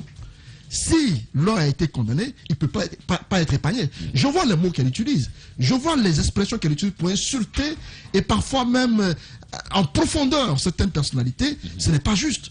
Elle ne peut pas se le permettre. J'ai l'impression qu'on croit encore être à l'époque Alpha Condé, où en ce moment on avait des gardes du corps au nombre de 4, ou des militaires en béret rouge attrapaient sac pour femmes que ces promeneurs à Conakry avec. Oui, on a tous vu ça ici. Ou des personnes qui n'ont aucun titre, aucun statut dans ce pays, avaient droit à des gardes rapprochés et à des véhicules de commandement. Au nom de quoi? Mais aujourd'hui, ça a été fait. Il ne faudrait pas que ça s'arrête à lui seul. On en connaît ici qui n'en valent pas la peine, qui insultent à longueur de journée et qui se font passer pour des propriétaires terriens, qui insultent à longueur de journée et qui parfois se font passer pour ceux qui ne sont pas. J'espère que ceux-ci aussi seront condamnés. Ça va faire l'effet domino. On a tous vu. Vous savez de qui je parne, je ne veux pas citer son nom. Mais citez. On a vu ce allez-y, on ne le connaît pas. On ne le connaît pas. Non, mais ça ne te ressemble pas, Antoine. Allez-y, tu veux parler de Jacques? On te connaît pour ça, ça ne te ressemble pas. Tu veux parler de Jacques? À le citer, je vais le citer. Vas-y, cite-le. En fait, vous êtes journaliste. On n'a plus du temps d'apprendre, tu ne peux pas avoir peur. Pour le cas de ce faux imam, parce qu'il s'est fait passer pour imam. Qui est-ce? On a vu ce faux imam, qui sont, je ne sais pas de quelle ville. Antoine, c'est qui? Nous fait croire qu'il peut porter plainte contre des journalistes. J'ai compris la politique. Il a voulu anticiper sur l'action contre lui, parce qu'il sait qu'il ne sera pas épargné. Il sait ce qui va lui arriver. On sait tous qu'il ne sera pas épargné, parce qu'il a brandi avec preuve à l'appui, des éléments qui ont attesté qu'il a été derrière des actes criminels dans ce pays. Donc s'il est épargné, c'est que Niélo doit quitter la prison. Vous faites allusion à qui concrètement? Mais vous le connaissez. Oui, bien Antoine. Allez-y rapidement, Daouda, vous avez une minute. Puisque moi je ne le connais pas, je ne peux pas le citer. Je ne sais pas de qui tu parles. Alors, quand j'entends Antoine dire que la peine est forte sur Niéloï, je ne sais pas en quoi la peine est forte. C'est la peine minimale qui lui a été infligée. On ne peut pas dire que cette peine elle est forte, elle n'est même pas lourde. Aujourd'hui, je suis bien d'accord avec toi qu'il ne faut pas s'arrêter qu'à Niéloï. Mais il faut aussi voir un peu le cas spécifique de Nieloï. C'était quand même dans l'excès. Oui. C'était dans l'excès. Et aujourd'hui, j'ai honte ou j'ai mal quand je vois même sa sœur qui fait des lives dans la voiture. Mais maintenant, la question qu'il faille se poser, la sanction, on l'a intimé de ne plus communiquer sur les réseaux sociaux, mais sauf que sa sœur utilise encore sa page. Sa sœur utilise... C'est en cela j'ai mal et j'ai honte. Parce que nul ne saurait se réjouir d'avoir un tel caractère dans sa famille. Aujourd'hui, je me dis, il faut que sa sœur se ressaisisse. Maintenant que la justice s'est prononcée, son frère est condamné, que sa sœur utilise ses relations pour peut-être que... Il peut se pourvoir en cassation. Elle n'a qu'à utiliser la justice. Non, je dis ses relations pour aller encore vers la justice. Une minute, pour poursuivre la chose. D'accord, on a une minute. Moi, je veux bien que le CNRD s'invite sur les réseaux sociaux. Parce qu'il y a eu une pagaille totale. Il y a eu un désordre total. Les réseaux sociaux ont été un espace pour se faire des amis dans le gouvernement et malheureusement, on a eu une administration qui a accordé de l'importance à cela. Notre administration, à un moment donné, a été le lieu de tous ces jeunes qui n'ont pas de boulot, mais qui viennent pour incenser les ministres. C'est pas normal. On doit avoir des ministres qui travaillent, qui n'ont de compte à rendre qu'à leur cadre et au peuple guinéen, qui ne doivent pas avoir de la considération pour un jeune qui vient vous chanter que vous êtes beau, vous êtes le meilleur, vous êtes le plus riche. Et si vous donnez rien, on vous fait un chantage. En fait, on a désacralisé. Moi, j'ai eu vent ici du cas d'un communicant qui est allé jusqu'à insulter un haut cadre d'un département. Parce que voir... Ils ont commencé déjà à faire des photos dans des prises de fonction. En fait, je pense que mettre du les réseaux CNRD, sociaux. il faut que nos ministres arrêtent. Il faut que nos ministres arrêtent. Il faut arrêter cette accointance nuisible. Vous approchez des jeunes qui ne vous soutiennent que pour votre poche. Et pendant ce temps, le peuple à qui vous devez rendre compte n'a aucun égard pour vous. Il faut qu'on sorte de ça. En fait, le président de la République, je pense, a désacralisé la fonction même, parce qu'on a vu sa photo avec certains. Ces jeunes, on connaît certains. On les aime bien pour leur côté humain. Ça n'a rien à voir. Mais une fois qu'on s'invite dans l'administration et qu'on agit de la sorte, ça devient humiliant. Cette fille, pardon, je rajoute ça avant la pause, qui par exemple et son frère qui s'asseyent pour insulter une autorité comme Cellou Dalein. L'insulter, c'est inimaginable. C'est pourquoi cette juste... Non, au moins pour Biro c'est réglé, pour Eladji Biro c'est réglé. Parlons de Dalein. Ce que cette fille fait aujourd'hui, c'est pas normal. Dalein a été Premier ministre. Dalein est chef de file de l'opposition. C'est un père de famille. Il représente la Guinée aujourd'hui. Quelqu'un s'assoit sur les réseaux sociaux, l'insulte. La justice n'est même pas foutue d'interpeller. Cette justice-là, il ne faut pas qu'elle soit... Je vous dis, le CNRD doit s'inviter sur les réseaux sociaux. Parce qu'on a vu même des journalistes ici, au moment où c'était chaud dans le pays. Non, attends, s'il te plaît. Des informations, j'ai même interpellé un... D'accord, vous n'êtes plus à l'antenne Mafoudia Bangora. Je sais que l'émotion est là. On comprend le choc que cela suscite aujourd'hui au niveau de l'opinion nationale. On va marquer une courte pause, le temps d'aller avec nos obligations commerciales. On se retrouve dans un court instant pour parler toujours de ce sujet et d'autres éléments. À tout de suite. Nouveau. Les grandes gueules sur Espace, c'est la représentativité de la diversité de la société guinéenne. Ils n'ont jamais peur de défendre leurs idées. Entre débats animés, accrochages et éclats de rire, 2 heures de talk show pour parler, décrypter et débattre de l'actualité et des véritables préoccupations des Guinéens. De 9h à 11h sur Radio Espace et en simultané sur Espace TV. Espace TV Guinée est sur YouTube. Abonne-toi. Espace Guinée sur YouTube. Espace TV en avance sur les réseaux sociaux.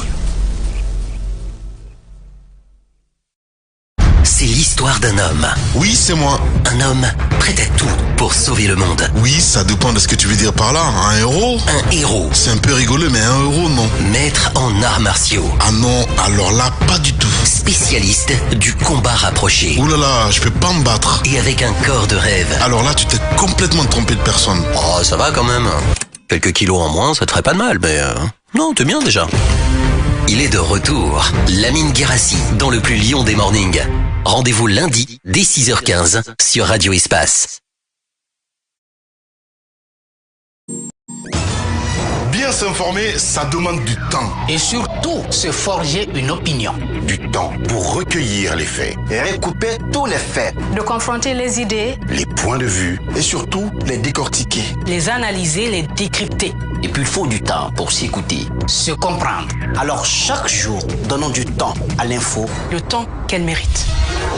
Les grandes gueules, du lundi au vendredi, sur Espace.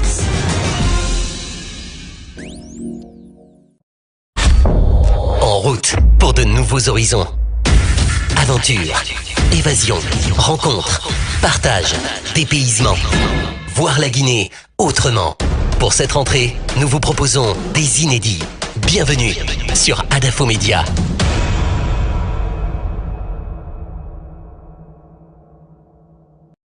Eh oh, c'est la mine. Il est de retour, Lamine Guérassi dans le plus lion des mornings. Dès lundi avec tous les moments du matin. Tu n'as pas mis un peu de reverb par là? Ah non, pas du tout. Bon, ok. À lundi. Une fête sensationnelle, mortelle, exceptionnelle. Multidimensionnelle peut-être? Non, désolé. Ah d'accord. Ce modèle d'annonce, il n'y a que Adafo Média pour le faire. Pour toute information, contactez-nous 628 06 06 60. Adafo Média. Et si vous commenciez maintenant? Espace TV Guinée est sur YouTube. Abonne-toi. Espace Guinée sur YouTube. Espace TV en avance sur les réseaux sociaux.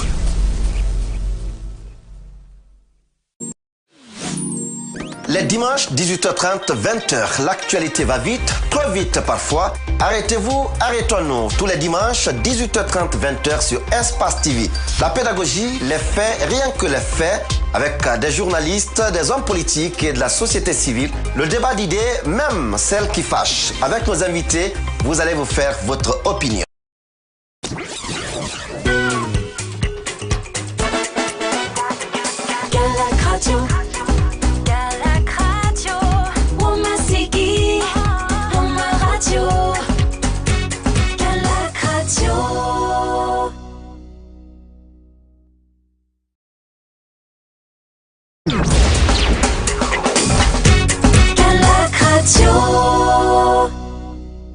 Espace TV Guinée est sur YouTube. Abonne-toi. Espace Guinée sur YouTube. Espace TV en avance sur les réseaux sociaux. Eh oh, c'est la mine. Il est de retour, Lamine Guérassi dans le plus lion des mornings. Dès lundi avec tous les moments du matin. Tu n'as pas mis un peu de reverb par là? Ah non, pas du tout. Bon, ok. À lundi. C'est qui le champion à Guinée? C'est qui le champion à Guinée?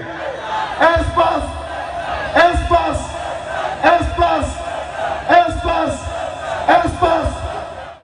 C'est l'histoire d'un homme. Oui, c'est moi. Un homme prêt à tout pour sauver le monde. Oui, ça dépend de ce que tu veux dire par là. Un héros? Un héros. C'est un peu rigolo, mais un héros, non. Maître en arts martiaux. Ah non, alors là, pas du tout. Spécialiste du combat rapproché. Ouh là là, je peux pas me battre. Et avec un corps de rêve. Alors là, tu t'es complètement trompé de personne. Oh, ça va quand même. Quelques kilos en moins, ça te ferait pas de mal, mais... Non, t'es bien déjà. Il est de retour, Lamine Guérassi dans le plus lion des mornings. Rendez-vous lundi dès 6h15 sur Radio Espace. Bien s'informer, ça demande du temps. Et surtout, se forger une opinion. Du temps pour recueillir les faits. Et recouper tous les faits. De confronter les idées. Les points de vue. Et surtout, les décortiquer. Les analyser, les décrypter. Et puis il faut du temps pour s'écouter, se comprendre. Alors chaque jour, donnons du temps à l'info. Le temps qu'elle mérite. Les grandes gueules, du lundi au vendredi, sur Espace. C'est l'histoire d'un homme. Oui, c'est moi. Un homme prêt à tout pour sauver le monde. Oui, ça dépend de ce que tu veux dire par là. Un héros? Un héros. C'est un peu rigolo, mais un héros, non. Maître en arts martiaux. Ah non, alors là, pas du tout. Spécialiste du combat rapproché. Ouh là là, je peux pas me battre. Et avec un corps de rêve. Alors là, tu t'es complètement trompé de personne. Oh, ça va quand même. Quelques kilos en moins, ça te ferait pas de mal, mais... Non, t'es bien déjà. Il est de retour, Lamine Guérassi dans le plus lion des mornings. Rendez-vous lundi dès 6h15 sur Radio Espace.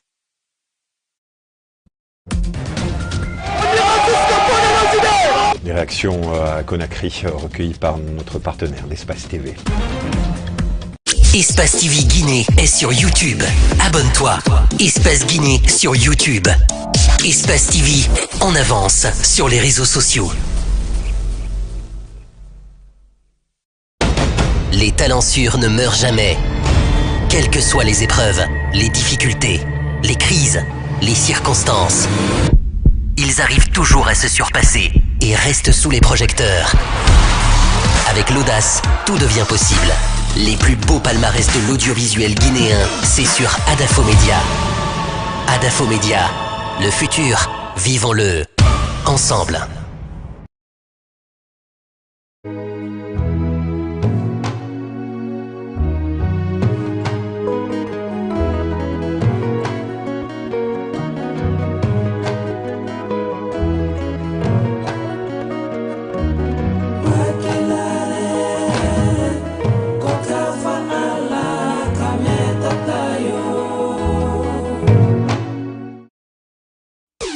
Radio Espace Guinée. Radio Espace Guinée. Amalapouya, Gorée, Koréra, Boubouya, Dabis, Pont de Fer, Solaya, Limania, Katako, Kolaboui, Filira, Amdalaï sur 99.7. Radio Espace Kakandé, la plus bagataille. La plus bagataille des radios. Eh oh, c'est Lamine. Il est de retour. Lamine Guirassi dans le plus lion des mornings. Dès lundi avec tous les moments du matin. Tu n'as pas mis un peu de reverb par là? Ah non, pas du tout. Bon, ok. À lundi. Espace TV Guinée est sur YouTube. Abonne-toi. Espace Guinée sur YouTube. Espace TV en avance sur les réseaux sociaux.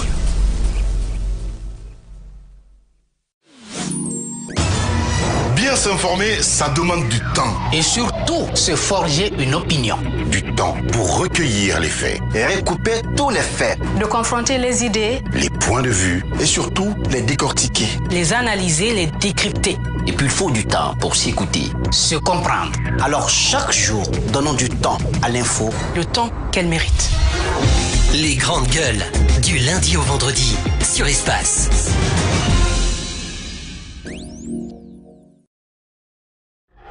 Dans tout le Nabaya. Dans tout le Nabaya. Baté, Mandiana, Sigiri. C'est Radio Espace sur 99. Radio Espace Cancan. La plus cancanaise des radios. C'est l'histoire d'un homme. Oui, c'est moi. Un homme prêt à tout pour sauver le monde. Oui, ça dépend de ce que tu veux dire par là. Un héros? Un héros. C'est un peu rigolo, mais un héros, non. Maître en arts martiaux. Ah non, alors là, pas du tout. Spécialiste du combat rapproché. Ouh là là, je peux pas me battre. Et avec un corps de rêve. Alors là, tu t'es complètement trompé de personne. Oh, ça va quand même. Quelques kilos en moins, ça te ferait pas de mal, mais... Non, t'es bien déjà. Il est de retour. Lamine Guirassi dans le plus lion des mornings. Rendez-vous lundi dès 6h15 sur Radio Espace. Hey. Groove Station, hip hop. Groove Station, Hussein Kaba. Tous les week-ends c'est hip hop. Espace TV Guinée est sur YouTube. Abonne-toi. Espace Guinée sur YouTube. Espace TV en avance sur les réseaux sociaux. Espace TV Guinée est sur YouTube. Abonne-toi. Espace Guinée sur YouTube. Espace TV en avance sur les réseaux sociaux. C'est l'histoire d'un homme. Oui, c'est moi. Un homme prêt à tout pour sauver le monde. Oui, ça dépend de ce que tu veux dire par là. Un héros? Un héros. C'est un peu rigolo, mais un héros, non. Maître en arts martiaux. Ah non, alors là, pas du tout. Spécialiste du combat rapproché. Ouh là là, je peux pas me battre. Et avec un corps de rêve. Alors là, tu t'es complètement trompé de personne. Oh, ça va quand même. Quelques kilos en moins, ça te ferait pas de mal, mais... Non, t'es bien déjà. Il est de retour. Lamine Guirassi dans le plus lion des mornings. Rendez-vous lundi dès 6h15 sur Radio Espace. Bien Bien s'informer, ça demande du temps. Et surtout, se forger une opinion. Du temps pour recueillir les faits. Et recouper tous les faits. De confronter les idées, les points de vue et surtout les décortiquer. Les analyser, les décrypter. Et puis il faut du temps pour s'écouter, se comprendre. Alors chaque jour, donnons du temps à l'info. Le temps qu'elle mérite. Les grandes gueules, du lundi au vendredi, sur Espace.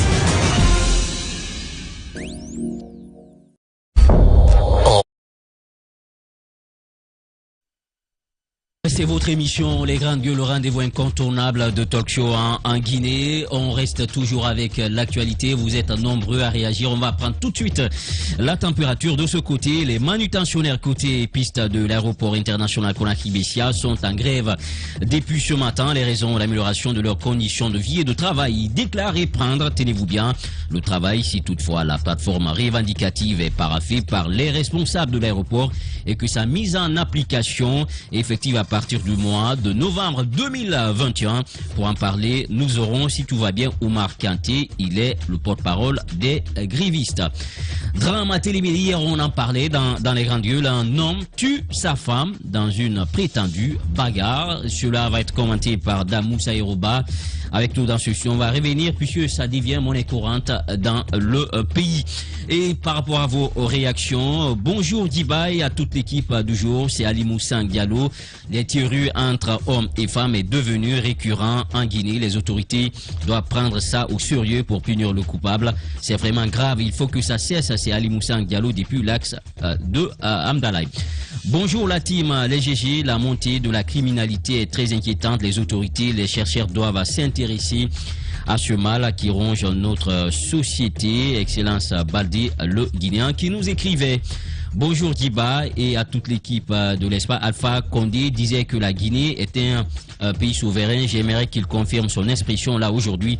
Et aussi je doute de la personne Condé au ministère de l'administration, signé Tamba Félix Kamano de Gekedou. Bonjour les GG, c'est Habib. Ceux qui parlent de pardonner Alpha Condé ne sont pas des victimes directes qu'ils nous affichent la paix. Et voilà, c'est notre ami qui nous écrit.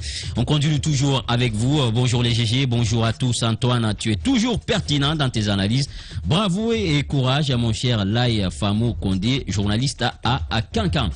Bonjour les GG, Mafoudia Alpha Condé n'a jamais aimé la Guinée, mais plutôt il était là pour brader les richesses de la Guinée. Traoré depuis Sangoya qui nous écrit également. Bonjour, c'est Alpha Omar Adolphe depuis Dar es Salaam. Je pense que cette interpellation de ces gendarmes accusés démontre réellement la franchise du CNRD dans sa gouvernance. Merci le Sankariste. Et d'autres réactions sur l'autre plateforme. Vous êtes nombreux aujourd'hui à réagir. On va essayer de relayer tout cela pour le plaisir de ceux qui donnent un sens à cette émission. Voilà, sur Twitter, nous avons Tidiane Boutegueba, #SpaceGG, qui nous écrit: la CEDEAO n'a pas le choix que d'accompagner la junte. Mais attention, la junte aussi ne peut pas faire la transition sans la complicité de la CEDEAO. Alors ensemble, main dans la main pour une transition bref et juste. Tidiane Boutegueba qui nous écrit depuis Douala. Cette fois-ci, c'est Youssouf So qui nous écrit: bonjour les GG, croire qu'on pourra s'en sortir seul sans l'appui de la communauté internationale est une absurdité, ou encore dire qu'on ne nous imposera pas de calendrier, c'est un faux débat. La junte a intérêt de s'entendre avec la CEDEAO pour une transition réussie. #SpaceGG. Mamadou Ribari qui nous écrit: bonjour les GG, bonjour à toute l'équipe. À mon avis, la CEDEAO n'a aucune raison de fouler ses pieds sur nos territoires, car c'est eux qui disent qu'ils suspendent la Guinée de toutes ces instances, donc qu'ils restent chez eux et nous laissent en paix depuis Dakar. #SpaceGG. Lamine Harlem Fofana Oulada qui nous écrit également: bonjour, #SpaceGG. La visite de la CEDEAO en Guinée est normale si elle pourra avoir le courage de nous laisser faire une transition transparente sans tenir compte de l'avis des organisations internationales, mais plutôt l'avis des Guinéens. Que Dieu nous protège. Fayala Sako, bonjour à tous. La CEDEAO fait juste du matu vu, mais qu'elle comprenne que qu'on est déçus, nous n'ignorons pas. Kwasi peut bien sûr venir et même rester, mais notre décision est déjà prise qu'il quitte le pays. Fayala Sako, depuis de Breka, #SpaceGG. Lanciné Sissé qui nous écrit également: bonjour les GG, 6 mois pour une période de transition est totalement ridicule, surtout venant de la CEDEAO, mais il est important qu'on sache jusqu'où et quand prendra fin cette transition. C'est une date butoir qui s'impose, sinon on encourage le CNRD à s'éterniser au pouvoir. #espace GG. MTB, le diplomate, #espace GG. Bonjour les GG, certes 6 mois c'est petit, mais tenez-vous bien, cette transition ne doit pas dépasser les 2 ans, car un gouvernement de transition n'a pas pour mission de développer un pays, c'est surtout d'œuvrer pour le retour à l'ordre constitutionnel. Bonjour les GG, je pense que la CEDEAO a bien raison de fixer un délai pour cette transition. Ils sont dans leur droit de mettre la pression sur le CNRD parce que c'est un principe, il est temps de finir avec la mise en place du gouvernement et entamer le Conseil national de la transition. Bonne chance, #espace GG. Pathé Kourou Diallo qui nous écrit également: certes la durée de la transition n'est pas définie dans la charte, M. Alpha Condé n'est pas libéré, les nominations des membres du gouvernement n'est pas encore achevée, mais le CNRD a posé des actes de bienveillance à l'égard de la Guinée. Il faut être optimiste, #espace GG. Adolphe Sankaris rapidement, puis vous êtes nombreux à réagir ce matin, #espace GG. Bonjour, je pense que la CEDEAO n'a rien à dicter à la Guinée et le coup de la manière dont elle a accompagné le coup d'État constitutionnel, elle doit le faire aussi avec ce coup de force. La majorité de la population est fière avec le CNRD. Merci le Sankariste qui nous écrivent. Voilà, donc on va continuer avec nos chroniqueurs sur ce plateau. On parlait surtout Mafoudia Bangora du cas Nielo, avec toutes ces sorties qui ont quand même donné un coup dur à l'équilibre social dans le pays. Rapidement. Ben oui, je le disais, il faut que le CNRD s'invite sur les réseaux sociaux, parce que ce qui s'est passé ces derniers temps, c'était vraiment inadmissible. Au-delà de ces injures, petite précision encore que je vais apporter par rapport à Nieloy et sa sœur. Par exemple, il y a des informations comme quoi, avant même que ceux-ci ne commencent à insulter Cellou Dalein, c'est le côté inverse qu'on insultait, c'est-à-dire le pouvoir. Comme quoi, c'est quelque chose qui a été d'abord moulé de l'autre côté. C'est pourquoi à un moment donné, il faut aussi interpeller les politiques par rapport à leur collaboration avec les jeunes. Oui. Quand vous invitez les jeunes à vous rejoindre, invitez-les sur des idéaux. Invitez-les pour vous accompagner, invitez-les à construire le pays, à se construire eux-mêmes. Mais si vous en faites des éléments, des manipulés qui ne feront que poser des actes qui nuisent au pays, mais attends, le résultat, ça revient à tout le monde, hein, et c'est ce qu'on est en train de vivre. Avant de quitter le cas Nieloy et sa sœur, ce sont ces deux-là que j'invite personnellement. Je pense que la jeune dame elle-même, c'est une mère de famille, selon les informations. Elle a 2 enfants. Ces images-là ne disparaîtront jamais. La jeunesse finit à un moment donné. On a sa famille, ça va archiver. Il faudrait qu'elle se ressaisisse. Elle n'a aucun intérêt aujourd'hui à s'exposer de la sorte, à s'exposer aussi négativement. Quel que soit son amour pour une personne ou n'importe quoi, elle peut faire autrement les choses. C'est un conseil personnel, je lui donne. Il m'arrive de suivre ses vidéos et en tant que femme, en tant que Guinéenne, en tant que jeune, ça me fait super mal parce que j'aurais aimé voir les choses autrement. Les réseaux sociaux, ce sont aussi ces journalistes, ce sont aussi ces gens qui se sont transformés en journalistes. Je vous donne un exemple précis. À un moment donné, j'ai vu un confrère, qui a passé une information, mais c'était totalement absurde. Je l'ai directement interpellé. La personne me répond quoi? Ah non, c'est pour chauffer un peu, je sais que c'est pas vrai. Vous savez que c'est faux. Vous le dites quand même, parce que la situation, c'est dangereux. Il faut qu'on... Quand on fait ça, on n'est plus journaliste, Non, c'est pour vous dire jusqu'où les gens étaient allés à un moment donné. On s'amusait avec les humeurs. Même dire, par exemple, qu'il y a tel drame ici, telle mort ici. Ceci a fait des accusations gratuites juste pour attiser, juste pour fatiguer, pour emmerder les gens. On ne peut pas continuer. Il faut que le CNRD régule un peu ce secteur. Ça y va de l'intérêt parce qu'aujourd'hui, tous les enfants sont connectés.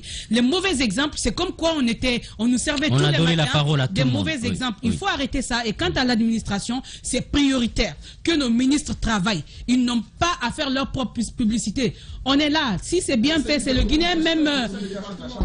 C'est le pays même qui saura si un ministre a fait tel travail ou pas. Chaque département ministériel a un service de communication. C'est payé pour ça qu'on donne de la valeur à ces services de communication. Parce que c'est notre réalité. Hein. Les services de communication sont abandonnés. Justement. Ils ont plus de gars pour d'autres. Donc, construisez ces services. Permettez à vos agents de travailler sur vos activités, sortir de ça et en même temps, arrêtez de vous afficher avec des gens qui n'ont pas une bonne image. Parce que lorsque vous le faites, on suppose que vous êtes vous-même dans ce cadre et vous changez alors que vous représentez nos symboles.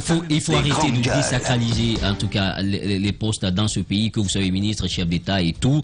Éventuellement mettre en branle la communication publique puisqu'il y a des services compétents. Pour cela, Moussa Yoruba, on parle de drame à Télémilé. Un homme tue sa femme dans une prétendue bagarre. Oui, dans une... en tout cas, il y a deux versions sur cette histoire. Le drame s'est produit il y a une dizaine de jours du côté de Konsotami. Dara, c'est pratiquement c'est à 80 km de la commune urbaine. Hier, on a voulu en parler. Moi, j'ai été alertée par l'un des frères de la dame, du nom de Fatoumata Doumbouya. En fait, elle a fait 22 ans de mariage, selon son frère, 22 ans de mariage et 5 enfants. C'est une dame qui a été... Comme ça se fait de coutume chez nous, elle a fait un premier mariage, son mari est décédé et donc le jeune frère à son mari l'a épousée. Donc ils sont restés ensemble, ils ont quand même fait 22 ans, ils ont fait 5 enfants.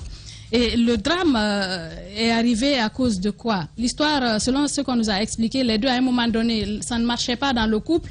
Ils ont fait une séparation de corps et vu que les enfants ont grandi et qu'il y a l'un des enfants qui doit se marier et la femme est revenue, ils ont décidé de se réconcilier, elle est revenue à la maison. Elle est revenue à la maison, selon les explications de la famille, la femme a hérité de... Vous savez, chez nous, il y a des éleveurs qui ont beaucoup de bœufs et donc elle aurait hérité de beaucoup de bœufs de son défunt mari, de son premier mari. Et donc, dans le village même, les gens pensent que... vous savez ce qui se dit chez nous, dans les communautés, on estime que c'est l'homme qui doit tout gérer.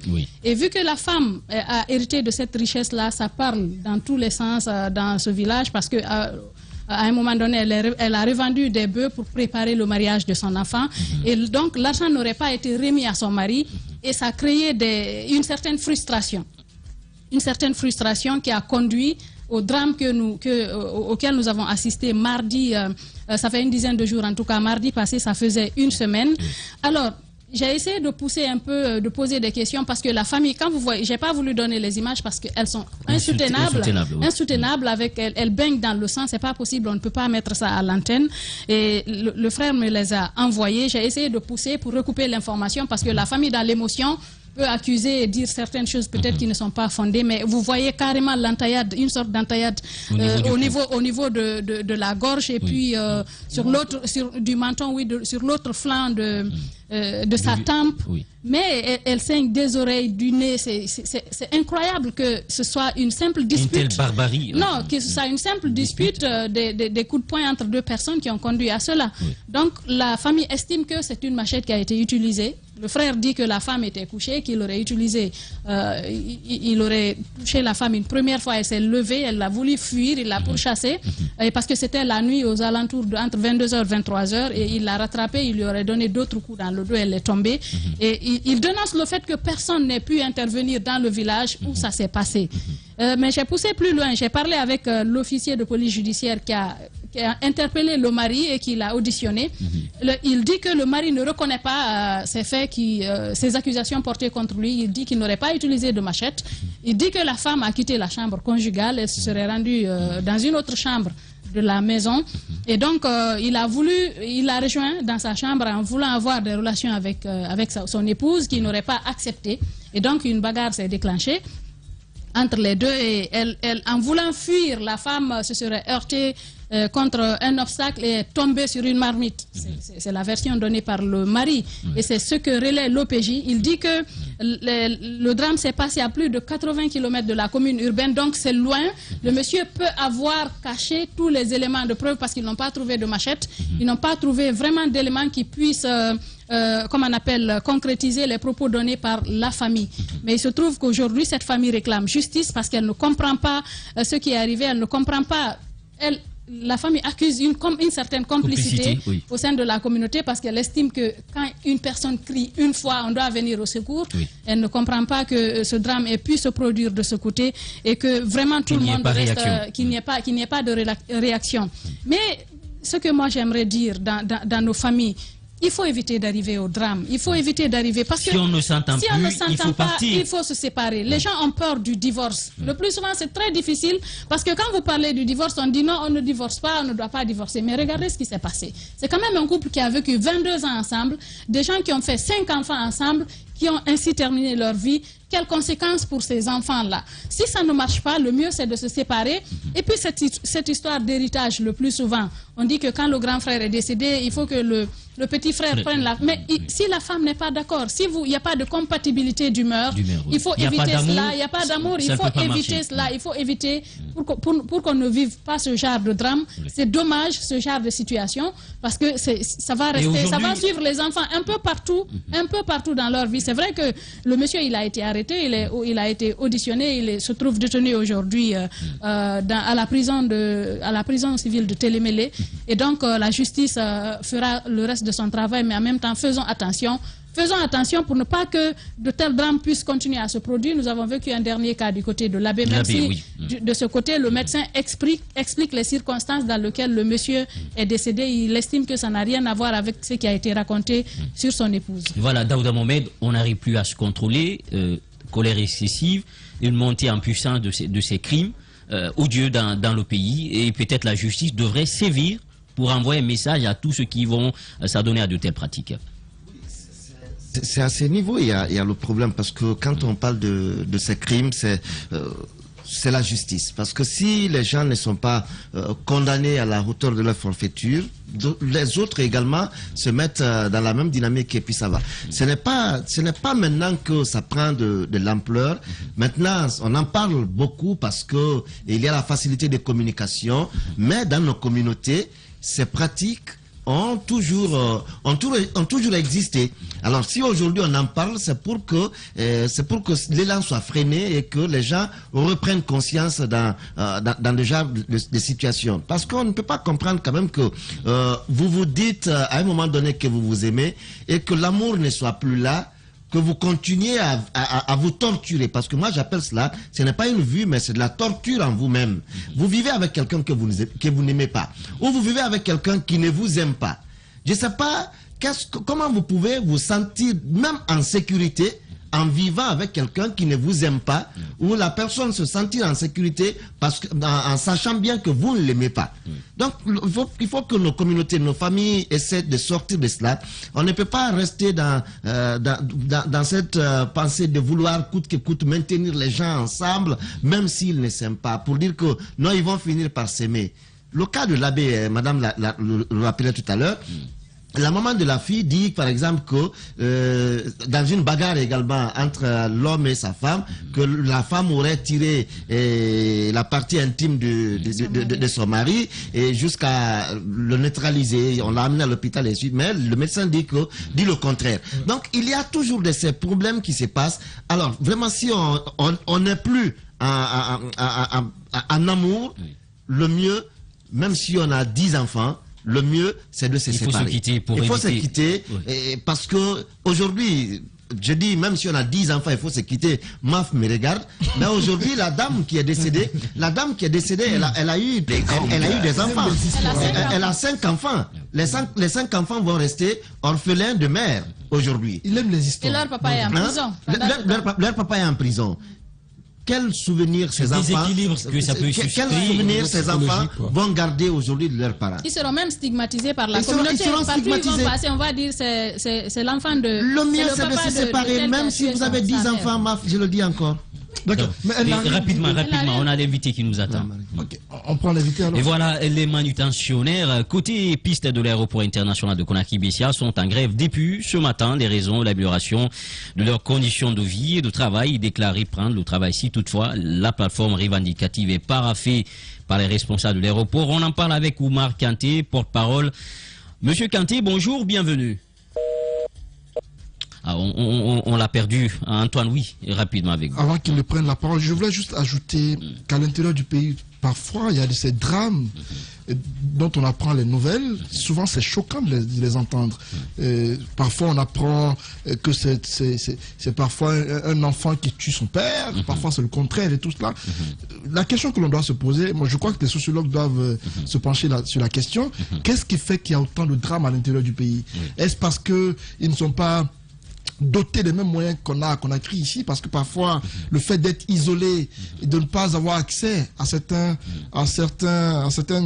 conditions de vie, est-ce que cela peut entraîner cela? Je ne sais pas, mais pour ce qui est des foyers, ou bien puisque le poids de la tradition est aussi très... Et aussi là, Daouda parlait de celle qui a tiré le joujou de son mari, qui a fini par rendre l'âme, qui aurait tiré le joujou de son mari, qui a fini par rendre l'âme. Ce sont parfois des événements récurrents comme ça qui arrivent. Il faut que souvent l'on sache une chose. Lorsque vous n'êtes plus en amour, lorsque votre relation n'est plus basée sur le sentiment que nous savons, mais mieux vaut ne plus être ensemble. Il y a eu un cas à Conakry, la jeune dame Tonkara, qui a été tuée par son mari, banalement. Une belle dame qui est partie comme cela. Donc ça arrive chez nous. Voilà. Et nous avons notre invité, Oumar Kanté. Monsieur Kanté, bonjour, merci de nous rejoindre. Bonjour au grand gueule, bonjour Agiba. Voilà, merci d'avoir accepté notre invitation, Daouda Mohamed, pour la première question. Alors, nous avons sous nos yeux ici un certain nombre de points de revendication que vous soumettez aujourd'hui aux autorités. Dites-nous d'où est parti votre engagement à l'écoute qu'écoute en grève aujourd'hui. Ok, merci beaucoup de nous avoir donné la parole. Donc, au fait, on a eu... Bon, je vais partir par la jeunesse d'abord. Notre société, c'est la société Amajet Maginé, qui est au port, dirigée par le PDG Jean-Jacques Grenier. Donc, c'est suite à l'obtention du contrat de l'aéroport ici, la manutention de l'aéroport, quoi. Donc, nous, on a été reversés pour le compte de la société pour créer les bagages ici, quoi.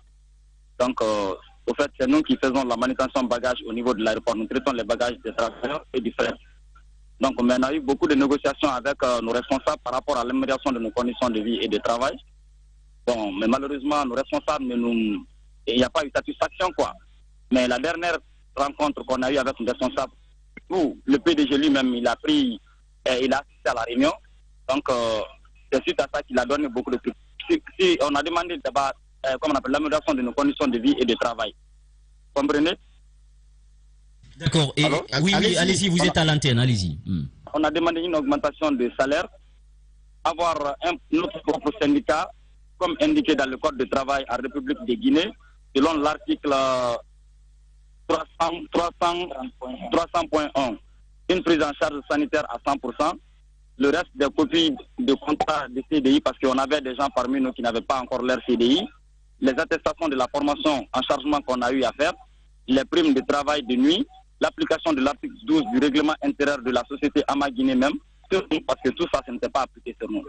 Donc, mais le PDG, il a été clair pour nous dire que vraiment la société est en difficulté, il ne peut pas le faire, quoi. Donc, de serrer la ceinture, peut-être dans quelques temps, quand ça va s'améliorer, il va le faire. Bon, ça c'était au mois de février, c'est que je parle là. Jusqu'à maintenant, rien n'a été fait. Voilà, donc nous, on ne pouvait pas rester bras croisés pendant que depuis qu'on a été recruté, il y a 5 ans de cela, il y en a qui sont payés à 1 million. Je vous dis bien 1 million pour la majorité et 1 500 000 pour la minorité comme salaire de base. Voilà, c'est ça un peu le problème. Donc on a dit qu'on ne peut pas attendre. Mais après toutes les analyses, on a compris que s'il y a quelque chose sur nous, qui joue sur nous à l'aéroport, c'est parce que le travail que nous faisons, le travail là est sous-traité. Alors que normalement, dans les conditions normales, quelqu'un qui est en contact direct avec l'avion ne doit pas être sous-traité. Voilà le problème. Donc il faut mettre fin à la sous-traitance. Rien d'autre. Alors, il faut mettre fin à la sous-traitance parce que sur votre plateforme, vous parlez également de la SOGEAG. Alors, vous êtes combien de travailleurs aujourd'hui qui est allé en grève et en quoi la SOGEAG, puisque vous parlez de Amajet Maginé, en quoi les deux peuvent être cités dans votre plateforme? Ok, premièrement, la SOGEAG est la société qui gère l'aéroport. C'est la société qui a la gestion de l'aéroport. Amaguiné, c'est la société qui nous a recrutés. Il y a le contrat de, comment on appelle, le contrat de sous-traitance par rapport au bagage, le contrat de la manutention de l'aéroport en général. Ok. C'est en cela les deux sociétés sont impliquées dans la chose. Voilà. Mais nous travaillons pour la société Ama Guinée en sous-traitance, qui a sous-traité, qui a eu un contrat de sous-traitance avec la Sodiac. Vous êtes combien de travailleurs, effectivement, à l'aéroport, en tout cas au compte de Ama Jet Maguiné? Au dernier recrutement, on était 160.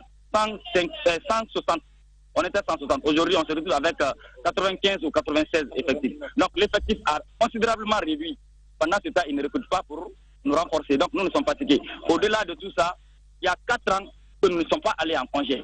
3 ans pour certains. Depuis qu'ils sont recrutés, ils ne sont pas allés en congé. Voilà. Et nous sommes fatigués. On les a tous réclamés. Allez, Mafoudia, rapidement. Alors, justement, parlant de cette sous-traitance, puisque c'est Ama qui vous a envoyé, est-ce qu'aujourd'hui, vous estimez que vous pouvez directement être engagé avec la Sogéac, c'est cela? Oui, nous pensons que c'est ce qui devrait être fait parce que normalement, la sous-traitance-là était directement liée à la Sogéac. C'est suite à, comme on appelle, à certains quiproquos ici que la sous-traitance a été détaché de la manutention. Nous voulons qu'il soit rebranché là-bas. Parce que ce qu'on n'est pas en train de vous dire, le combat là, nous ne le menons pas pour nous seulement. Nous le menons pour tout le monde, pour tous ceux qui, dans l'avenir, viendront pour faire ce boulot. Nous l'avons fait, nous connaissons les difficultés de ce travail-là. Vous comprenez? Nous ne voulons pas que quelqu'un d'autre vienne faire ce travail-là, alors qu'il doit avoir beaucoup d'avantages et qu'il subit les mêmes sorts que nous avons subi. Parce que l'avenir est en train d'être hypothéqué ici. Parce que pour nous, ici, ce n'est pas la sous-traitance, mais c'est la maltraitance et l'esclavage en un mot. D'accord. Et peut-être dernière question rapidement. Alors, M. Konaté, dernière question. Est-ce qu'aujourd'hui, monsieur Kanté plutôt, est-ce qu'aujourd'hui vous vous sentez menacé? Parce que dans votre plateforme revendicative, vous dites pas d'harcèlement ni de licenciement pour tous les agents pénitentiaires qui sont en train aujourd'hui d'aller en grève. Est-ce que vous vous sentez un petit peu menacé parce que vous êtes en train de réclamer l'amélioration de vos conditions de vie? Et peut-être est-ce qu'on peut avoir une idée des tâches pour savoir la portée de tout ce que vous abattez comme travail? Le recrutement, ils ont improvisé ça hier. La formation a été. Le recrutement a été fait avant-hier. Et ils ont fait la formation rapide en marchandises dangereuses de chargement hier. Alors que c'est des formations simulées comme ça. La formation marchandises dangereuses, ça c'est pour 3 jours au minimum. La formation chargement c'est pour 2 jours au minimum. Mais ils ont fait tout ça hier juste pour nous envoyer ces gens-là et nous remplacer. Et ils ont fait la formation hier, une formation bâclée, ils ont fini ça. Donc ils comptent les revenir ici. Et on a des informations sûres aussi, comme pour dire que nos amis, ils veulent le nom de nos amis pour juste les muter ailleurs, juste pour taper notre mouvement. C'est pourquoi on a décidé de ne même plus travailler avec eux, parce que nous, notre objectif principal, c'est de mettre fin à la sous-traitance. Tant que la sous-traitance va rester ici, nous ne défendrons pas le boulot. Ça, c'est aussi simple que ça. D'accord. Et voilà, merci en tout cas, monsieur Oumar Kanté, surtout, bon courage. On va continuer à suivre ce dossier de près. Peut-être un commentaire, Antoine Kourouma. Si tu permets, Antoine va me permettre aussi. Je voulais dire que c'est vrai qu'on parle aujourd'hui des manutentionnaires de piste, mais ce ne sont pas que. La Sogéac, si j'ai insisté pour que son nom soit cité, c'est un peu lié aujourd'hui aux hôtesses. Aux hôtesses et autres travailleurs, en tout cas sur la piste aussi. Aujourd'hui, il y a plus d'un an, depuis mars 2020, leur salaire, à cause de la Covid, leur salaire a été divisé en 2. Ils prennent la moitié de leur salaire parce qu'on dit que nous sommes en crise sanitaire. Et même aujourd'hui, ils sont obligés, quand vous devez travailler à 4 h du matin ou à 3 h du matin, vous n'avez pas où dormir à l'aéroport.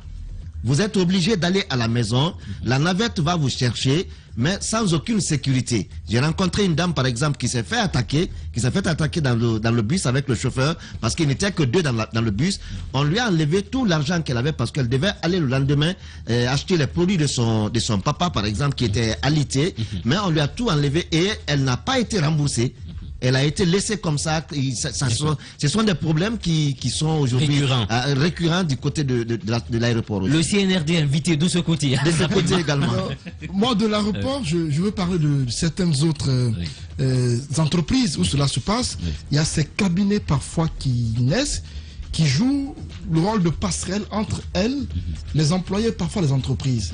Ces cabinets-là, aujourd'hui, il faut qu'on dénonce certaines pratiques qui ont lieu, dans les banques surtout. J'ai eu des témoignages des travailleurs de banques qui sont parfois recrutés par des cabinets qui le mettent à la disposition de ces banques-là. Mais le salaire qu'on leur paye pour donner aux travailleurs parfois est divisé en 2 souvent. On leur paye 50% des montants que payent les banques ou même d'autres entités dans ce pays. On m'a confié des choses comme ça. Mais quand j'ai entendu dire ça, mais c'est alarmant, Guiba. Dans ce pays, les cabinets s'enrichissent sur le dos de jeunes Guinéens à la recherche d'emploi qui ne peuvent pas se plaindre. Il faut mettre fin à la sous-traitance. Et sur sans côté, les vigiles. Des vigiles, même dans les stations-service aujourd'hui, allez-y voir, c'est de l'exploitation. Oui. Il y a des personnes qui se proposent comme intermédiaires pour des emplois. Puisqu'ils savent qu'en Guinée, il n'y a pas de travail, les jeunes sont prêts à tout pour un petit boulot. Ils leur disent, on te prend, on te paye à tel montant. Ceux-ci acceptent, alors que ce que paye l'entreprise est 3 fois ou 4 fois plus que ce qu'on leur donne comme salaire souvent. Il faut que cela cesse, parce que là, ça devient... Merci, on est pris par le temps. On aura d'autres occasions pour parler de tout cela, surtout le cas des vigiles. C'est la plaie de ce pays. Allez voir, vous avez les larmes aux yeux. Merci à tous. La semaine prochaine, vous serez avec le Turbo. Portez-vous bien où que vous soyez. Merci à Madousso, merci à Poutine, merci à la régie Mafata Sano, Lamine Sidibé. On n'oublie pas Kayatou et tous les autres cabinets Condé et Mohamed Condé également qui était à la régie pour la réalisation des grandes gueules. Au revoir et surtout prenons soin de la Guinée car elle le mérite.